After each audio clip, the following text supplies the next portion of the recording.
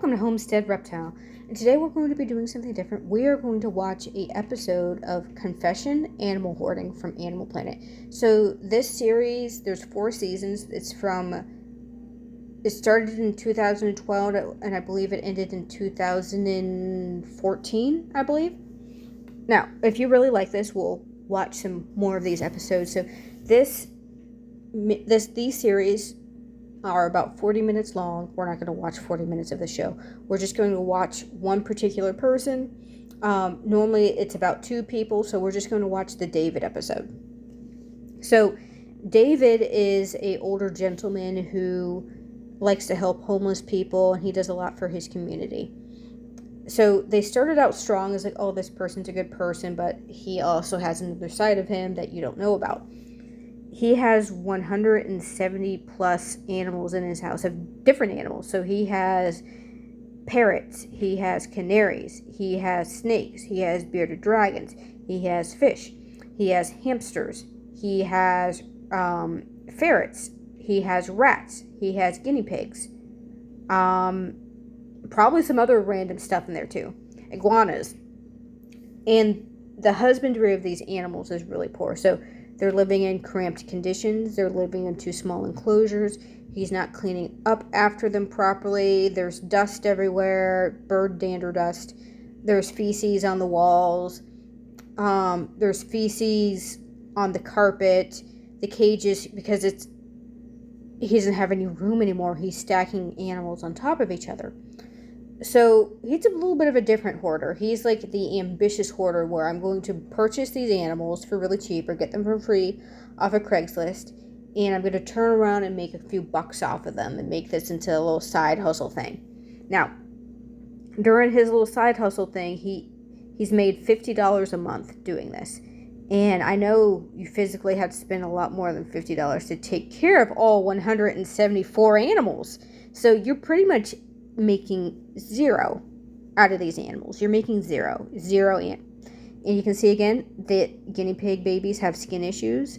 To me, now I didn't get a very close look. They didn't really pan on how the babies actually in a depth look at these babies, but I'm gonna bet it's some sort of mange. And again, the birds are living in filth. It's squalor.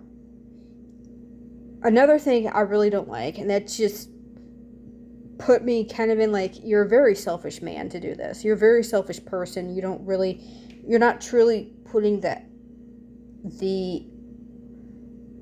selfless act of getting rid of these animals to keep your loved one healthy. His wife has severe lung issues. She has to wear a CPAP machine. She's on a bunch of different inhalers. And you know what doesn't help someone who has lung issues? Living in a filthy house, living with birds that are dusty, that is just going to exasperate the condition. So I have a bunch of chickens, as you can see, my little flock of chickens here. They have a giant chicken coop, and every once in a while when I need to do a deep clean, I get snow shovels, and me and my brother go out there and we clean the poop out of that thing. And while we're cleaning, it kicks a ton of dust into the air. There's no way for me not to kick it into the air when I'm getting a shovel and basically tossing it out to the other end. I have to wear a mask. Now, I have to get a slightly better mask, but me, as someone who doesn't have any lung issues, working like that for an hour or two and taking the mask off, my throat hurts, my chest will be a little bit tight, and it will go, the chest tightness goes away pretty soon, but my throat will hurt for a while. And it's just because of the dust. Now, again, it's uncomfortable for me, a healthy younger person, to work like that in a very dusty place. I can't imagine how this woman is feeling for many, many years living in this kind of condition. Now, they try to make him not come off as a bad person for doing this, which I don't necessarily think I don't know. I would say it's a moral gray area for me. I'm going to be a little judgmental because, again, it's not just trash. He's ruining multiple creatures' lives at once. So doesn't care about his wife's health. The doctor told him to get rid of the birds. You should have gotten rid of the birds many years ago. The house is becoming nasty and filthy, which also doesn't help with her lungs. Those birds are also suffering. Birds cannot handle filth, dirt, and dust themselves. They have sensitive lungs as well. The animal care is poor. There's mangy animals. They're probably not being fed properly. They're living in cramped, filthy conditions. They're constantly breeding and making more of them, which is making their cramped condition even cramper. So, he truly doesn't really care about the animals because he's allowing them to live like that. He doesn't truly care about his wife's health issues because he hasn't gotten rid of them. So, it's a very selfish act. If for whatever reason, someone that I would deeply love, I was married to, had like a uncurable health condition where, say, I had to get rehome Paco. I love Paco. I'm hoping that would never happen. But say someone was like super like deathly allergic to Paco, I would look for a bird rescue, a parrot rescue, and then I would find him a new home, a new loving home. I'd make sure it's the perfect home that's going to give him tons of attention and tons of love, but I couldn't let someone else that I love suffer.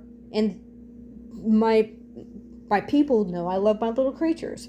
I know I care for them really well, and they know how much I love Paco, so they wouldn't want me to get rid of Paco. But if for whatever reason someone in my household was just deathly allergic, I would find him a new home. I'm not letting someone have like severe health issues because of a pet. I'm just not. I mean severe health issues. I'm just not. It's wrong. And I'm a huge animal lover. I love my animals. I love caring for my creatures as well. So I can kind of sympathize with him a little bit as an animal keeper myself. But what I don't have sympathy is for the lack of care of your significant other. The fact that you keep bringing in more and more animals. The fact that you're also trying to sell these animals. You're being a little bit of an animal flipper and you're not really making money at it. You're just spending more. The animal care is bad. No one really wants all these animals for this person. If he truly thought he was going to make money at this, as soon as you brought in the first few animals and you barely made anything, you would just stop and just get rid of the rest. But he didn't. This is more of like a collector-itis.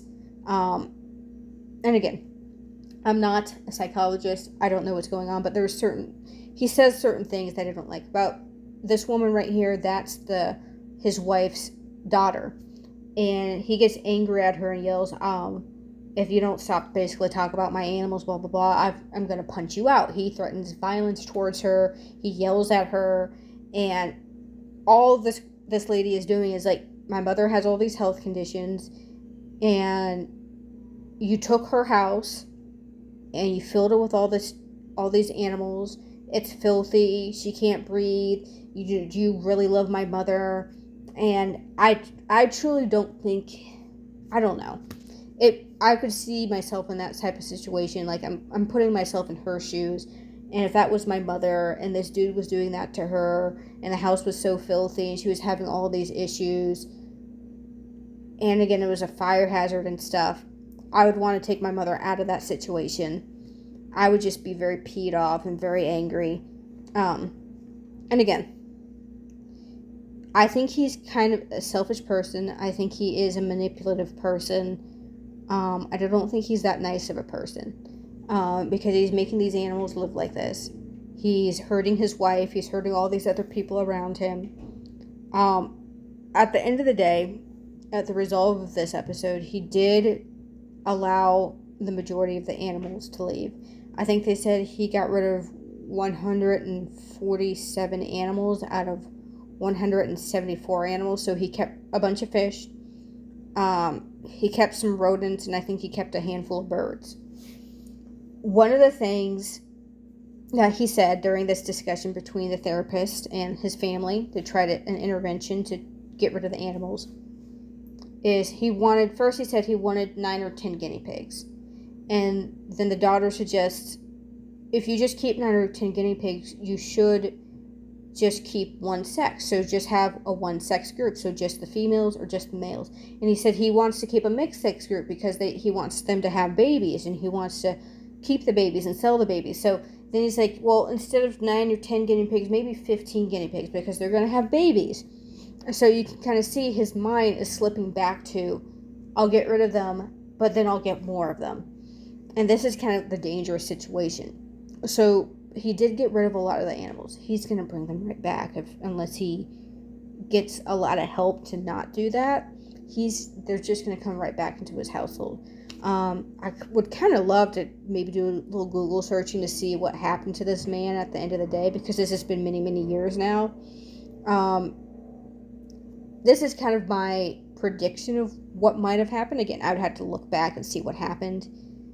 I bet he and his wife probably got a divorce, or she passed away and he kept collecting a ton of animals, and then the ASPCA had to get involved and take a bunch of animals again. Again, I'm not too sure what happened, but I don't see his attitude changing very much. I feel like he kind of got more pressured into it because of the show. And I bet he's going to start collecting again, because I don't know. I just got a bad feeling about this one. Maybe it's just because I'm pessimistic about this type of stuff, because I've worked in animal shelters and they try to help people that have animal hoarding issues. They get them in touch with the right people, and then they just go back into doing it again. And it's just an endless cycle of sadness. So I'm just looking at the animal side of it, not really his side that much. And I've seen worse cases, to be honest. I've seen so much worse than this. But at the end of the day, it's a difficult thing to do. It's a difficult thing to stop people from falling back into those cycles of wanting to get more. It's like anything with hoarding. It's a mental issue where you just have this urge to constantly collect more and more stuff for whatever emotional reason you have to do it. But when it comes to a living thing that also suffers, feels, and dies, it's just a different level of anger us people that are watching this type of stuff can have. And again, this was a mild case. There are so much worse out there. If this was interesting to you, like and subscribe and leave a comment.